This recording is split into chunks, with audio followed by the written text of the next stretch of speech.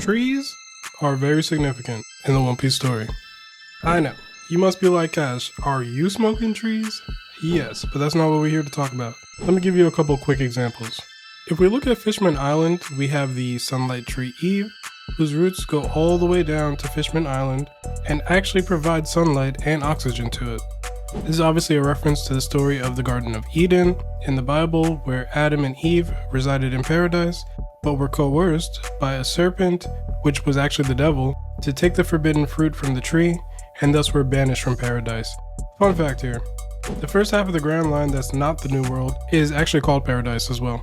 There's also the treasure tree, Adam, which is theorized to be located in Elbaf because it's located in a land where endless war occurs, and if you've seen Lil Garden with Dory and Broggy, you know when the giants of Elbaf enter a duel or battle or war or whatever, that shit can last forever.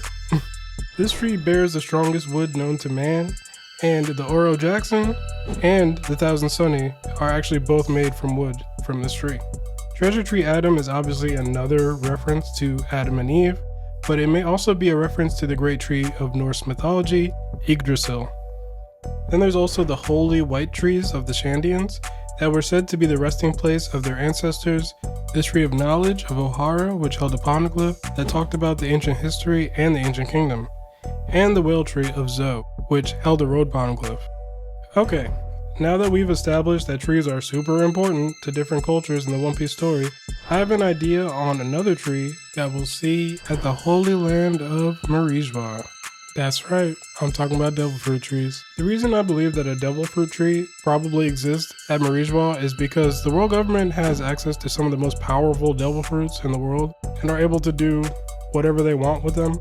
Whether that's giving them to some of their top agents, like how we see back in Enies Lobby, when the two devil fruits are given to Kaku and Khalifa of CP9. I believe that at least some of the admirals likely got their super OP devil fruits in a similar way. There's also the celestial dragons feeding them to slaves out of boredom, like Boa Hancock and her sisters when they were slaves. In recent chapters, we see that the celestial dragons would have hunting competitions of random island citizens that weren't affiliated with the world government, with the prizes being these rare chests, which likely contain rare devil fruits. Which Dofi actually does something similar with Ace's devil fruit at the Coliseum in Dressrosa. This is a competition they would have every 3 years. So if they have all these devil fruits to spare, they must come from somewhere, right? And Dr. Vegapunk has only recently kind of cracked the nut on creating devil fruits, and even so, he still deems them a failure if the color is wrong. Some of the few times we've seen Emu, we see them in a place that very much resembles a garden. I believe that this will be One Piece's representation of the Garden of Eden. This room is called the Chamber of Flowers and is located somewhere within the massive Pangaea Castle, and here will be where we see that there is indeed a tree that grows devil fruits. Now, I think once upon a time there was probably multiple trees like this, but I think that this one right here is going to be the last remaining devil fruit tree from a time long ago, aka the Void Century. Emu's name backwards is Umi, which means sea in Japanese and mother in Arabic. If you're familiar with Ichiro Oda, you know that this is a very well-read man, a very well-versed man when it comes to the different cultures and mythologies of people all around the world in different cultures. So I don't think that this is something that we should just overlook.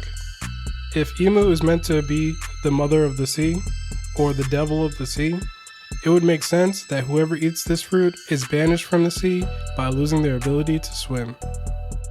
Let me know what you think about this theory down in the comment section below.